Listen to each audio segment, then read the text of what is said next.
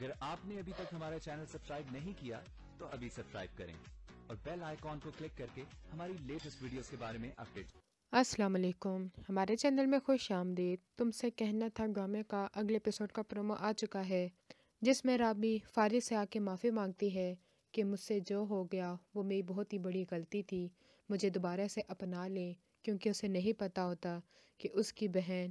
اب فارس کی بیوی بن چکی ہے۔ اب فارس اس سے شادی نہیں کر سکتا، صرف ایک ہی صورت ہو سکتی ہے کہ جب وہ یسریٰ کو چھوڑ دے گا، لیکن یسریٰ کی ساس اور اس کی امی یہی چاہتے ہیں کہ فارس اس کو نہ چھوڑے، اپنی زندگی میں خوش رہیں اور رابی ان کی زندگی سے ہمیشہ کے لیے دور چلی جائے، کیونکہ وہ گھر بسانے والی لڑکی نہیں ہے بلکہ وہ گھر اجاڑنے والوں میں سے ہے۔ اب وہ بہانے سے یسریٰ سے لڑتا رہتا ہے، حالانکہ یسریٰ کا کوئی قصور بھی نہیں ہوتا۔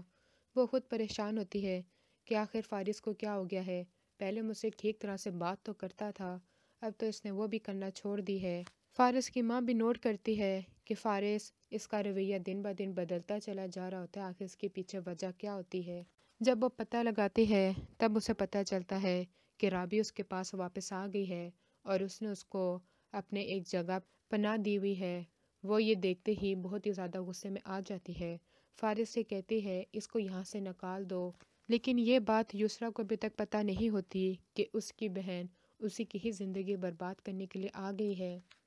اسے بس یہ لگتا ہے کہ فارس اب بھی رابی کو پسند کرتے ہیں اور وہ اس کے علاوہ کسی اور کو کبھی بھی قبول نہیں کریں گے، اور میرا ان کا رشتہ تو زبردستی کا تھا، تو وہ اس رشتے کو کیسے نبھائیں گے۔ اگلی ویڈیو تک کے لیے اللہ حافظ۔